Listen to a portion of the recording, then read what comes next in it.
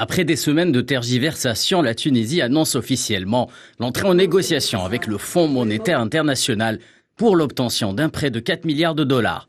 Le ministre de l'économie et de la planification, Samir Saïd, a confirmé le démarrage officiel des pourparlers avec l'institution de Bretton Woods.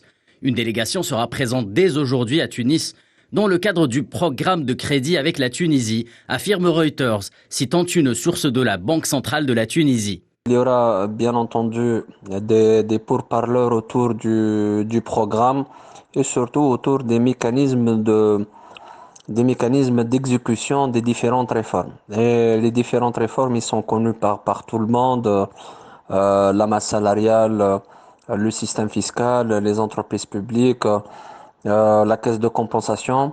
Ce sont les sujets phares, quoi. Donc, les négociations vont être effectuées autour des mécanismes d'exécution de toutes ces réformes.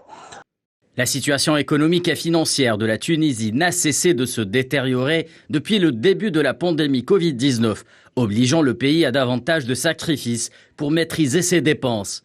Même si la Banque mondiale s'attend à une croissance de l'ordre de 3% en 2022, la reprise a été relativement modeste en 2021.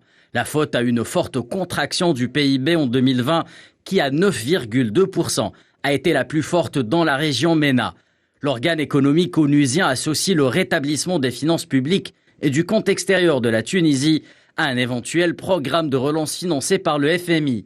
Selon les projections de la Banque mondiale, le déficit courant devrait s'alourdir pour atteindre 7,6% du PIB en 2022. De leur côté, les experts s'attendent à ce que la phase de négociation avec l'institution monétaire américaine soit difficile.